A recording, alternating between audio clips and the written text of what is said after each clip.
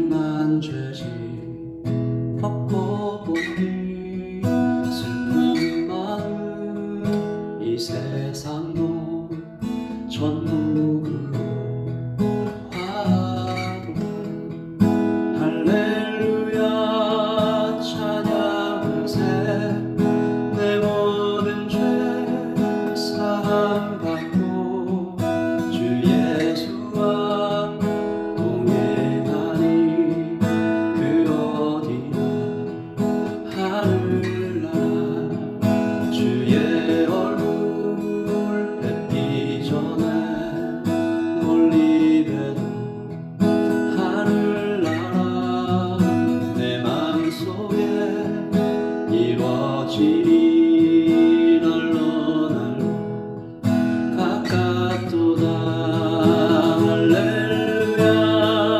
찬양하세 내 모든 죄 사함 받고 주 예수와 동행하니 그 어디나 하늘나라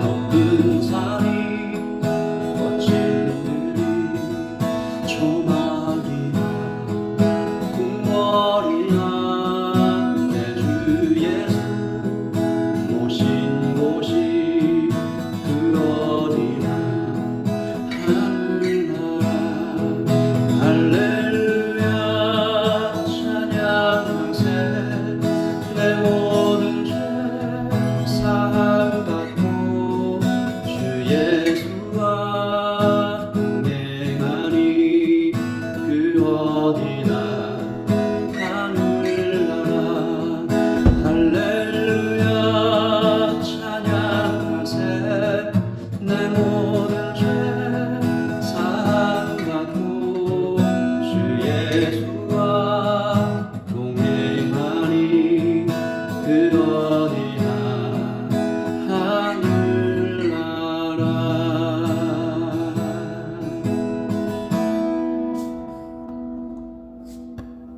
오늘 우리에게 주신 하나님의 말씀은 출애굽기 34장 1절부터 17절까지 말씀입니다.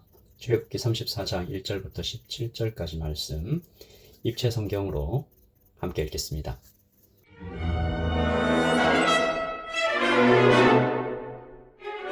(34장)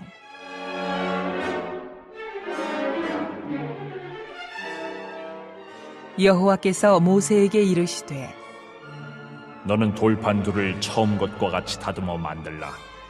내가 깨뜨린 처음 판에 있던 말을 내가 그 판에 쓰리니 아침까지 준비하고 아침에 시내산에 올라와 산 꼭대기에서 내게 보이되 아무도 너와 함께 오르지 말며 온 산에 아무도 나타나지 못하게 하고 양과 소도 산 앞에서 먹지 못하게 하라.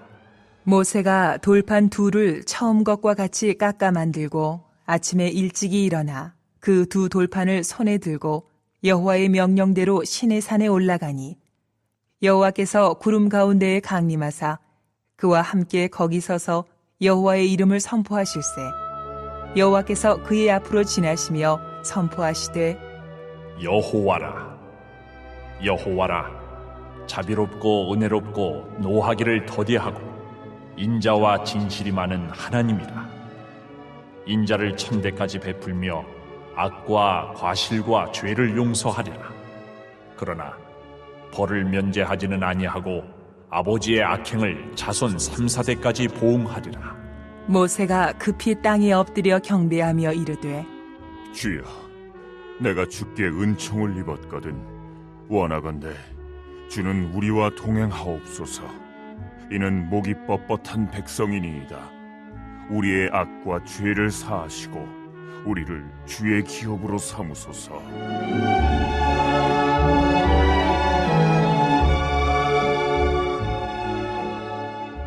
여호와께서 이르시되 보라, 내가 언약을 세우나니 곧 내가 아직 온 땅 아무 국민에게도 행하지 아니한 이적을 너희 전체 백성 앞에 행할 것이라.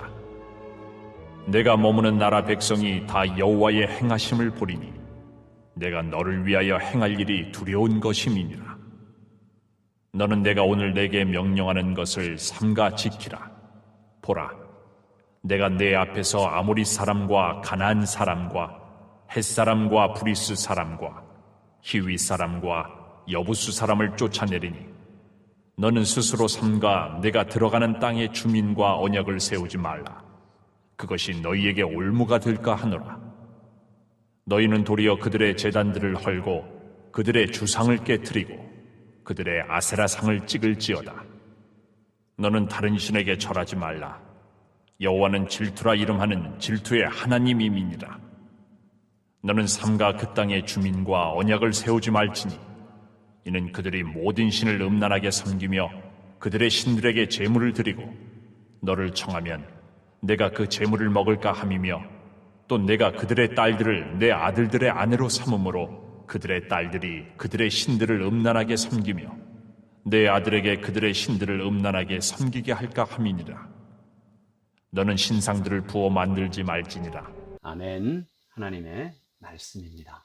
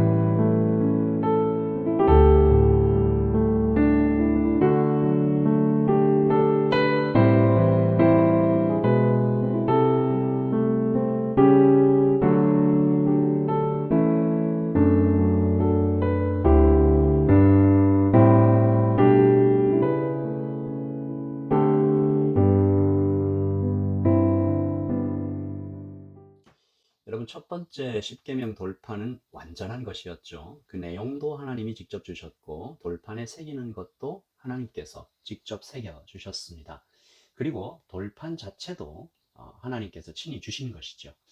말 그대로 이 하늘의 차원이 인간 세상에 들어온 아주 놀라운 십계명의 은혜입니다. 그런데 이제 이 두 번째 돌판은 모세가 만들라라고 하나님 명령하시죠.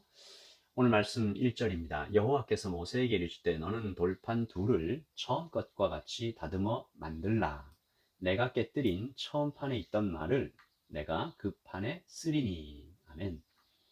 여러분, 이것은 이스라엘이 지은 우상 숭배의 죄의 결과죠. 처음보다 영적으로도 그 의미도 못하게 되었고 또 그만큼 사람의 수고와 노력을 들여야 한다. 이렇게 죄는 완전함을 깨뜨립니다. 사람을 고통과 수고로 잠들지 못하게 합니다. 사단은 에덴에서부터 죄를 미화했죠. 보암직도 하고 먹음직도 하고 지혜롭게 할 만큼 탐스럽다라고 이렇게 계속 속이지만 여러분, 죄는 그렇지 않습니다. 죄는 하나님 없이 살 수 없는 그 사람의 존재를 하나님과 끊어져 버리게 만들어서 결국은 망하게 만들려는 목적이 있죠. 이 죄 때문에 에덴에서 쫓겨나게 만들어졌습니다. 여러분, 오늘 아침에 이스라엘 백성들이 저질렀던 이 죄의 결과를 좀 살펴보면서 하나님, 죄가 좀 두려워지게 해주십시오. 죄가 더럽게 여겨지는 은혜가 우리 가운데 부어지기를 원합니다. 라고 기도하기를 소원합니다. 여러분, 육신의 정욕과 안목의 정욕과 이생의 자랑보다 내 주 하나님을 더 좋아하는 축복이 우리에게 임하기를 예수님의 이름으로 기도합니다. 죄를 지은 이스라엘에게 하나님께서 그보다 못한 십계명을 주시기는 하지만 하나님께서 또 한 번 기회를 허락하시죠. 모세를 다시 시내산으로 부르십니다. 혼자 올라오라고 하시죠. 첫 번째에도 그렇게 하셨지만 이번에는 그 말씀이 더욱 좀 강합니다. 3절 보시면 아무도 너와 함께 오르지 말며 온 산에 아무도 나타나지 못하게 하고 양과 소도 산 앞에서 먹지 못하게 하라. 하나님께서 구름 가운데 나타나셔서 계시하신 것입니다. 그리고 하나님 말씀이 굉장히 은혜롭죠. 6절과 7절을 보시면 여호와라 여호와라 자비롭고 은혜롭고 노하기를 더디하고 인자와 진실이 많은 하나님이라. 인자를 천대까지 베풀며 악과 과실과 죄를 용서하리라. 그러나 벌을 면제하지는 아니하고 아버지의 악행을 자손 3, 4대까지 보응하리라. 아멘. 여러분, 이 말씀 어떠세요? 굉장히 은혜롭죠. 마지막에 잠깐 하나님께서 이렇게 혼내시는 장면이 나오긴 하지만 전체적으로 굉장히 은혜롭습니다. 그런데 모세가 이 말씀 듣고 떱니다.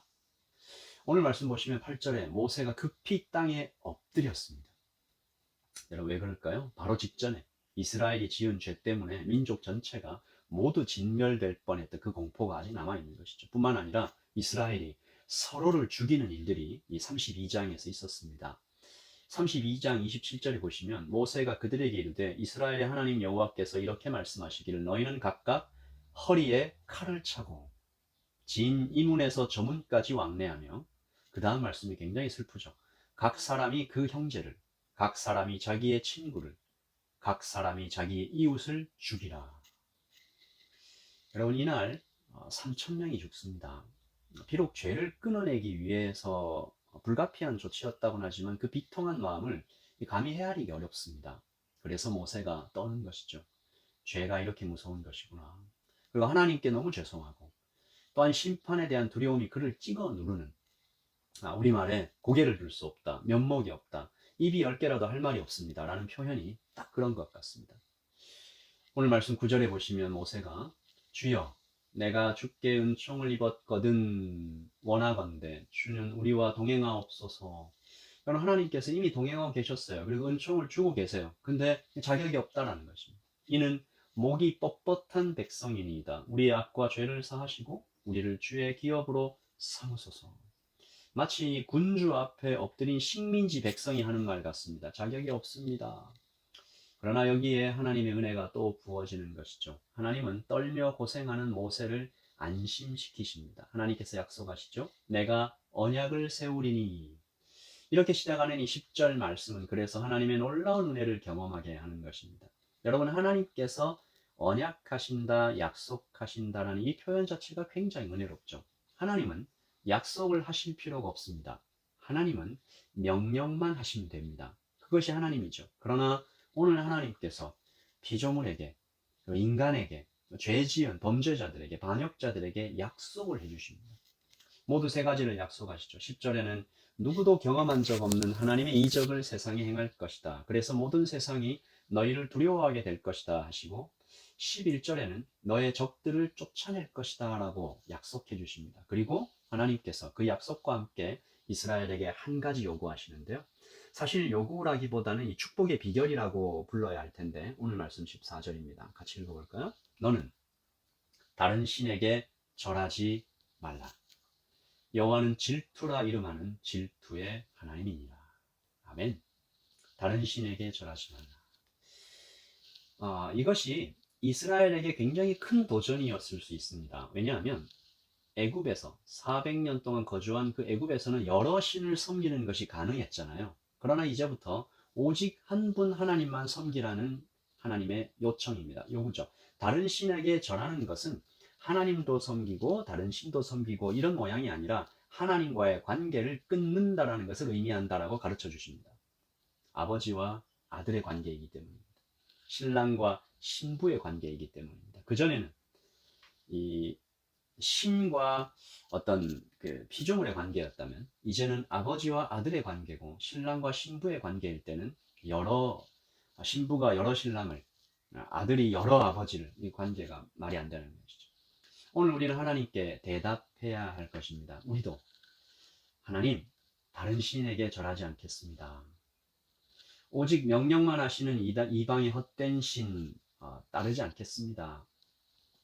하나님은 약속하시는 하나님입니다. 감사와 찬양을 드립니다. 그리고 우리가 하나님의 은혜를 받고 애굽에서 나왔던 그때의 그 첫 마음을 지키기 원합니다. 하나님만을 사랑한다라고 고백했던, 다른 것 쳐다보지 않겠다고 노래했던 그 마음 그대로 살기를 원합니다. 주님, 나의 눈을 어지럽히는 모든 유혹에서 주님 나를 건져 주시옵소서. 아멘. 오늘 말씀의 제목이 첫 마음을 지키며 살기입니다. 우리 아까 찬양 드렸던 찬양도 보시면 주의 얼굴 뵙기 전에 멀리 배던 하늘나라 내 맘속에 이루어지니 날로 날로 가깝다. 높은 산도 거친 들도 초막도 궁궐도 내 주에서 모신 곳이 그 어디나 하늘나라. 그렇게 우리 첫사랑을 주님과 함께 누렸는데 그 첫 마음 오늘 이 아침에 다시 회복하기를 원한다고 기도하시고요. 락다운이 계속 길어지고 있는 이때에 하나님 우리 모든 성도들에게 이 땅 뉴질랜드에 은혜 주시옵소서. 우리 하루를 그렇게 시작하며 주님께 기도하겠습니다. 기도하십시다.